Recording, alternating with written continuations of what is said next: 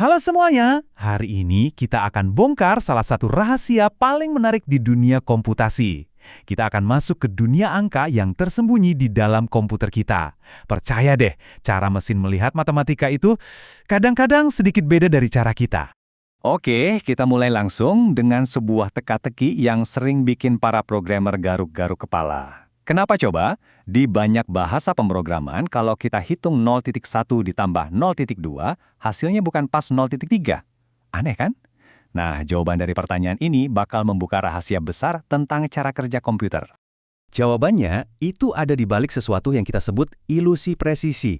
Kita sering banget menganggap komputer itu super presisi. Padahal, enggak juga. Ternyata, komputer itu enggak melihat angka desimal seperti kita. Bagi mereka, angka yang kita anggap pasti itu seringkali cuma sebuah pendekatan. Begini, komputer itu pakai format khusus namanya floating point buat menyimpan angka desimal. Bayangin aja kayak notasi ilmiah tapi basisnya biner. Nah, kata kuncinya di sini adalah pertukaran. Sistem ini memungkinkan komputer menyimpan rentang angka yang luar biasa besar dan juga yang kecil banget. Tapi ada harga yang harus dibayar, yaitu presisi yang nggak akan pernah bisa sempurna 100%. Nah, ini dia biang keladinya. Kalian tahu kan, kalau 1 dibagi 3 itu hasilnya 0,3333 dan seterusnya, nggak ada habisnya. Ternyata, angka yang kelihatannya simpel banget buat kita, kayak 0,1, pas diubah ke biner, nasibnya sama. Jadi desimal berulang yang panjang banget. Karena memori komputer itu terbatas, ya mau nggak mau angka ini harus dipotong. Jadi, dari awal banget, angka 0,1 dan 0,2 itu udah disimpan dengan sedikit error. Pas dijumlahin, ya error-error kecil ini jadi ikutan kehitung. Oke, sekarang kita bedah lebih dalam lagi ya. Gimana sih sistem ini sebenarnya bekerja? Hampir semua komputer modern itu nurut sama satu standar internasional, yang namanya IEEE 754. Tujuannya apa? Biar semua komputer dimanapun ngomong bahasa matematika yang sama. Biar gampang, kita pakai contoh.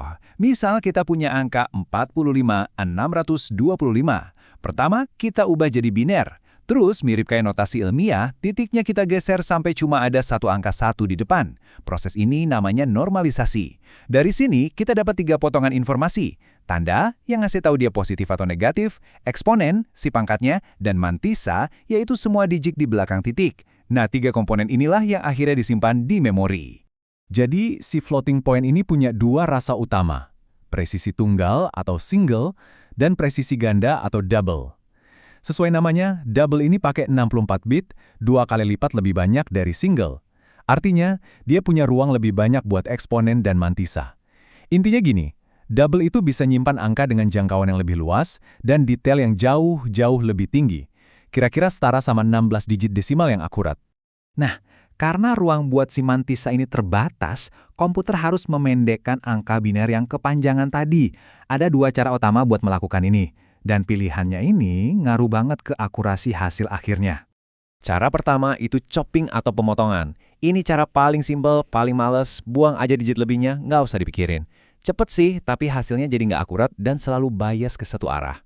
Nah, cara kedua itu rounding atau pembulatan. Ini sedikit lebih pintar, dia ngelihat digit berikutnya, terus nentuin mau dibulatkan ke atas atau ke bawah. Ini bikin hasilnya jadi lebih dekat ke nilai asli dan errornya jadi nggak numpuk ke satu arah aja. Dan hasilnya beda banget. Secara statistik, error dari pembulatan itu jauh lebih kecil. Kenapa? Karena errornya bisa positif atau negatif. Jadi pas kita ngelakuin banyak perhitungan, seringkali error-error ini saling meniadakan. Nah, inilah alasan kenapa standar IEEE 754 menjadikan pembulatan sebagai metode standarnya. Ini kompromi yang jauh lebih cerdas dan akurat.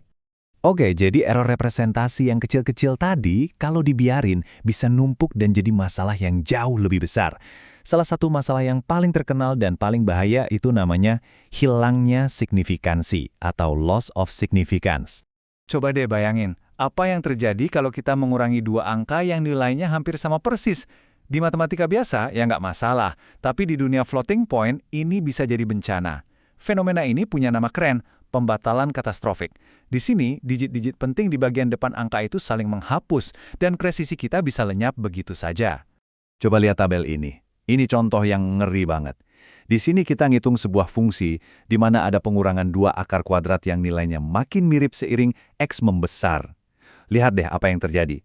Pas X-nya 1, kita masih punya 5 digit akurat. Lumayan. Tapi pas X-nya mencapai 100.000, Lihat itu. Hasil hitungan kita salah total. Cuma 1 digit yang benar. Akurasi kita hancur lebur. Jadi intinya gini, digit-digit penting yang ada di depan itu saling menghabisi satu sama lain. Terus yang sisa apa? Cuma noise alias sampahnya aja. Error-error kecil dari pembulatan yang tadinya nggak kelihatan, sekarang malah mendominasi hasil akhir. Ini nunjukin gimana error yang super kecil bisa jadi penyebab hilangnya akurasi secara besar-besaran. Dan error ini tuh nggak berhenti di satu tempat. Mereka bisa menular dan menumpuk dari satu operasi ke operasi berikutnya, persis kayak efek domino.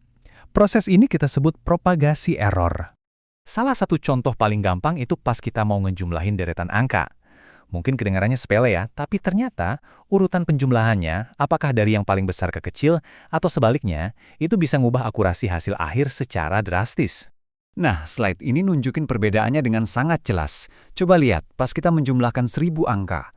Kalau kita mulai dari yang paling besar ke yang paling kecil, errornya itu 0,417. Tapi, kalau urutannya kita balik dari yang terkecil ke yang terbesar, errornya langsung anjlok jadi 0,202. Kepotong lebih dari setengah. Kok bisa? Soalnya pas kita nambahin angka kecil ke total yang udah gede banget, presisi si angka kecil ini bisa ketelan dan hilang. Dengan menjumlahkan yang kecil-kecil dulu, kita memastikan kontribusi mereka kehitung sebelum totalnya jadi terlalu besar. Oke, kita udah lihat semua masalahnya. Bikin pusing ya? Tenang, ada solusinya. Jadi, gimana caranya kita bisa nulis kode yang lebih cerdas dan nggak gampang terjebak sama error-error ini? Ini dia beberapa aturan emasnya. Pertama, kalau akurasi itu penting banget, jangan ragu pakai presisi ganda. Kedua, selalu jumlahkan deretan angka dari yang paling kecil ke paling besar. Ketiga, dan ini penting banget, waspada sama pengurangan katastrofik. Kalau bisa, utak-atik dulu rumusnya secara aljabar, biar nggak ada pengurangan angka yang nilainya mirip. Terakhir, di dalam kali loop, jangan nambahin nilai sedikit demi sedikit. Mending hitung nilainya langsung di setiap iterasi. Ini semua cara simpel tapi efektif buat melawan penumpukan error. Jadi, lain kali kalian berurusan dengan angka di dalam kode, ingat ya, ada dunia tersembunyi di baliknya. Memahami ilusi presisi ini adalah kunci buat jadi programmer atau data scientist yang lebih baik dan lebih akurat. Karena pada akhirnya pertanyaannya bukan lagi apakah error akan terjadi, karena itu pasti, tapi bagaimana cara kita mengelolanya dengan cerdas.